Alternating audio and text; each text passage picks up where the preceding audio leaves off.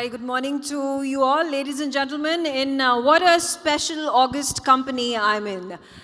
I'm being joined by Mr. Puneet Chhatwal, the CEO of IHCL. There is no introduction that is needed, but I also have with me Mr. Bhuvanesh Khanna, CEO BW Communities. Bhuvanesh, let's start with a few words and then go on with our fireside chat.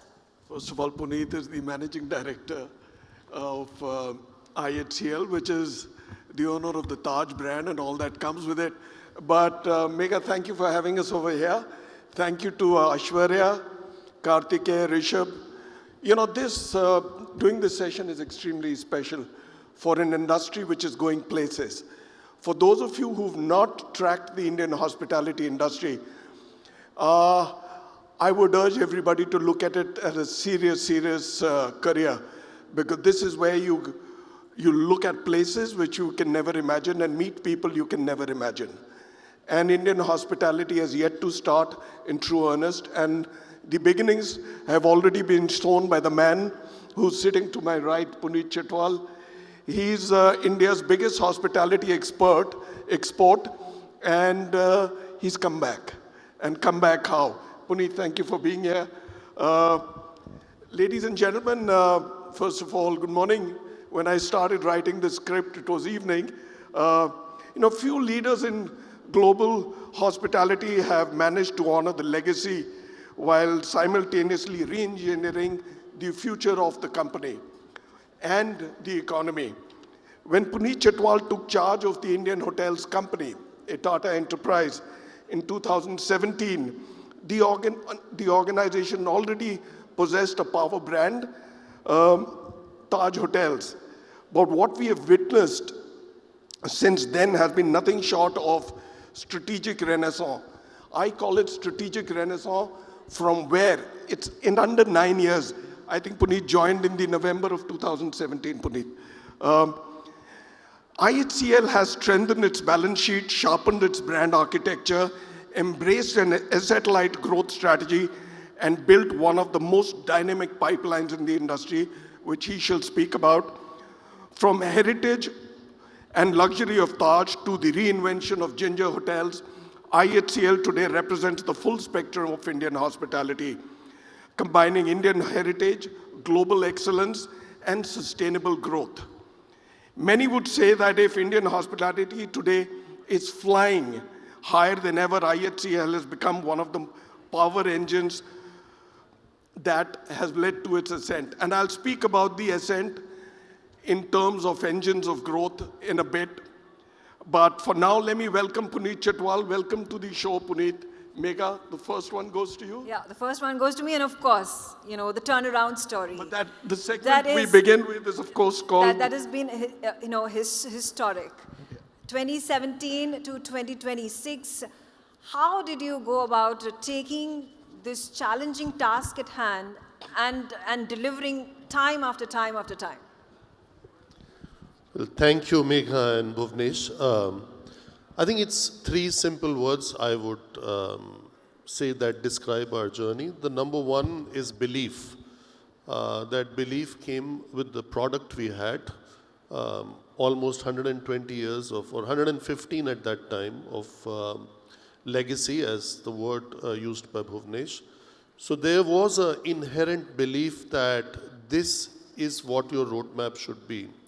And in order to do that, the second word that describes is a strategy, which includes all the metrics you put in and includes the talent and the people who are going to deliver on that promise.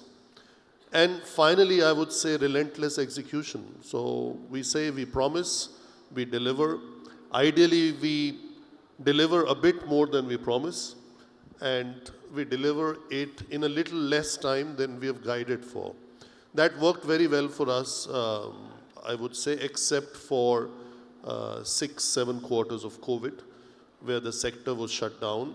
And thanks goes to all our forefathers who created that wonderful platform, starting with Jamshedji Tata, who built in 1903 the Taj Mahal Palace and Tower, opened in Colaba, consistently acclaimed as one of the best hotels in the world.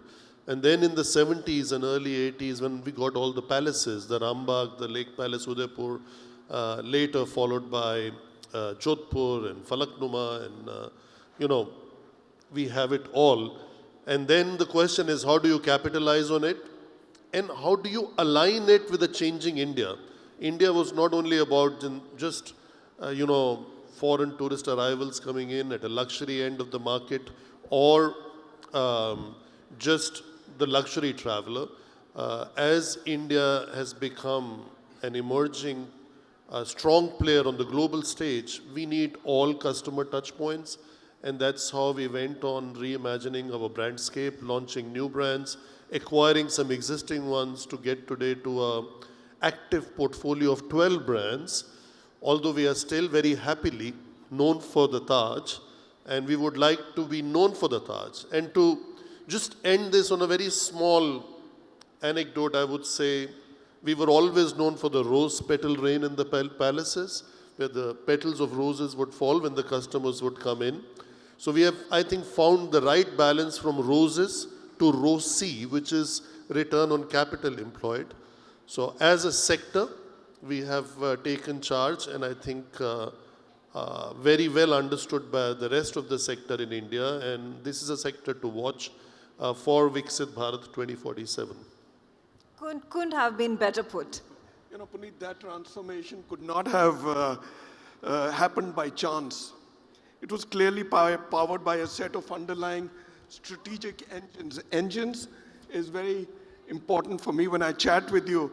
Let's talk about the Rolls-Royce engine analogy. You've been powering the industry's flight path. Some observers compare IHCL today to the Rolls-Royce Trent engines that power long-haul aircraft like the Airbus 380, 350, efficient, powerful, and defining the performance of the entire ecosystem.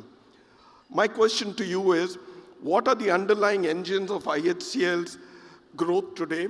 Is it the brand architecture, the asset-light strategy, the capital discipline, or the cultural transformation within the organization? You're the best person in place because you're the architect of what's happening.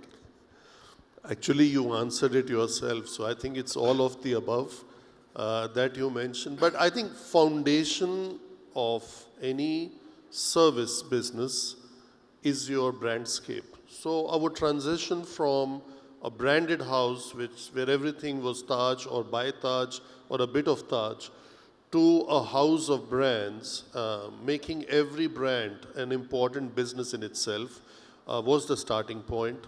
The second is obviously the right capital structure. From a very highly leveraged company with a lot of debt, we went into almost net debt-free company today with very large cash reserves, which are larger than the highest amount of debt that we ever had. The third is obviously the service excellence. We have tried to put our operational excellence that we had with the Taj into other brands for those relevant customer points. The fourth, which is also very critical, is your core values. So the first three cannot be delivered if your core values are compromised. And our core values, very simply, are the same as for Taj, for all other brands, where we say Taj is defined as the trust, the T for the trust in all our stakeholders, A for the awareness of the communities we live in, work in, operate in, and joy is the J in doing whatever we do. So I think these are the core values. We can change business strategies, we can change plans, we can change capital structure, we can change capital light, asset light, capital heavy, owning asset, not owning asset, every second year. But what you can't change is your value system. So if your value system is strong, it helps you navigate through all the strategy. And then comes the last most important pillar, which is we are a people-intensive business. So whether it is our customers or it is the people serving our customers. And I think the old saying still works very well. You take care of your people, they'll take care of your customers, the customers will take care of your top line, and the bottom line, and they'll keep coming back and you'll keep growing. Absolutely, and I do remember, the tragic incident that happened, the unfortunate 26/11 attacks, and there were a number of those anecdotes where the service staff would not leave the hotel because, when the very essence of Taj, the principles that they followed, it was to serve the customer, to save them, to protect them. And that's the essence, that's the core value that you talk about Taj. How does IHCL build that when you hire these employees? I think there is a series of programs people go through. So first is walking the talk. I think the people who are in the system have to exude those values. If they are not exuding, you can teach anything in theory, then in practice it will not work. Then we have a program which is called Taj Swagat, then we have Tajness training, then we have those Tajness attributes of leadership, then we have the code of conduct. Our staff magazine is called Tajness. Very much this month, on the 24th of March, I don't know how many people will remember in the audience, 24th March, 4 years ago was the year of, 6 years ago, was the year of lockdown. True. When the sector was locked down, 22nd of March was the Janta curfew.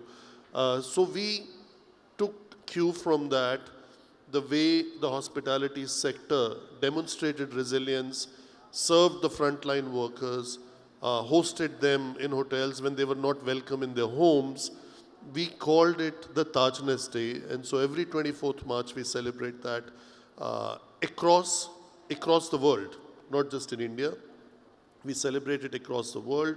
We combine it with some form of ESG plus initiative, and let this year also be a surprise because you'll read about it in the next few days about what we are going to do. I don't want to give that story away. So every year we do that. We celebrate the families, we celebrate the people, the staff from morning till night in our properties, from starting with breakfast to lunch to high tea to dinner, cultural programs, etc. So I think it's those values, the way you live them, the way you exude them in your 365 days and 24/7, because we never shut down, right? Like any other sector, our machinery keeps working for every hour of the day, every festival of the world, and Christmas, New Year, we are always on. So I think that is the relentless demonstration of customer centricity, people centricity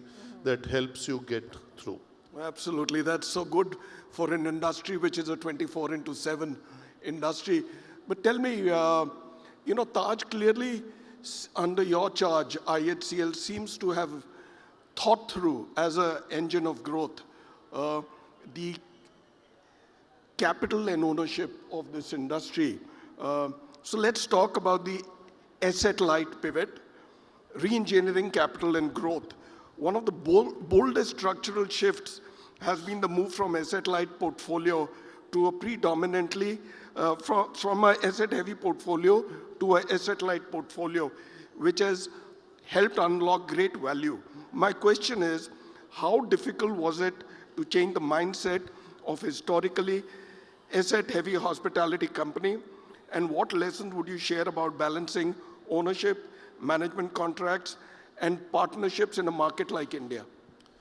Well, Bhuvanesh, very interestingly, we did communicate on Capital Light that we'll have a balanced portfolio. We have not ever walked away from owning assets. So we still own a significant number of our assets. When we turn the clock back to 17-18, we were at maybe 70% asset heavy or capital heavy and 30% capital light. Today is the other way around, is 30% capital heavy, 70% capital light. But very important, our portfolio has grown 4x. From 150 hotels portfolio, we've gone to 600 plus. So the amount of heavy has also grown. However, under the premise which I would call own selectively, partner widely, and manage globally. So I think we took that as a mantra. We had mature brands. There was a time to leverage the brands, to go into a service-driven business so you get the best of the operating leverage from the owned and still have margin expansion through the capital light model, and that makes you more resilient for the next downturn if and when it would come. So I think the relentless execution, which I said at the outset, was the key. And it would not have happened if we did not have the proper brandscape. And doing growth by brand, by geography, by contract type is an art and science which I think we have practiced pretty well and have become a benchmark which others are following also now, definitely in the Indian subcontinent. So Puneet, along with the financial transformation, what really stands out is the way you've done the transformation of your brand universe, if I was to say. Let's call it the reimagining of the brandscape. IHCL today arguably has one of the most strategically led brand architectures in hospitality, spanning Taj, Selections, Vivanta, Ginger, and newer collections. My question to you is, when you look at the IHCL brandscape today, what role does brand play in your long-term strategy, and how carefully do you guard against brand dilution while expanding scale? If you have clear segmentation, then the brand dilution does not happen. As an example, we did launch Ginger, but it was never done for a variety of reasons in a way it should have been done, because the world changed post 9/11, then India went through the 26/11 crisis. Also, we had the global financial crisis, and we had gone international, so we were, not doing that well on the international assets. But holistically, looking at Ginger, I never used to say it before, but today we can very proudly say at the end of this year or the coming financial year, will be 250 Ginger hotels in India. Now, this positioning scale matters. When you do a luxury hotel like one Taj, it's not that important to have scale, but it's very important to have that luxury quotient in it, that feeling of being special and unique. But Ginger has a potential to be 1,000 hotels in the next 10, 20 years. Every district capital in India could have a Ginger. We could have 20 Gingers in the city of Delhi NCR. So that's one. Second is getting dominance in certain markets. So as we are in Delhi, as we are in Bharat Mandapam, if I try to circle the heart of Delhi from the Ambassador to the Connaught to the Taj Mahal, which is popularly known as Taj Mansingh, to the Ginger in Chanakyapuri, which was the Daman Bhavan initially, to the Taj Palace, and on the outskirts of Vivanta and Dwarka, we have a very strong dominance, especially in Lutyens Delhi. And not to forget, we added exactly 1 year ago, this month, last year, the Claridges. So if you look at the heart of Delhi, IHCL is the dominant player with all kinds of brands. As Connaught and Ambassador would feature into our collection, which is called IHCL Selections. The two Taj properties, one known for conventions and conferences and big weddings, the other one possibly the best boutique luxury offering in India today. This is Taj Mansingh. Together with Claridges, it just controls that part of the market with the biggest surprise element of having a Ginger in Chanakyapur. True. So I think there is always, as I said, the art and science of growth, how you grow by brand, by geographic dominance in key metros and in key markets. I mean, not many people would know, if I add homestays to our thing, we have a brand called Ama.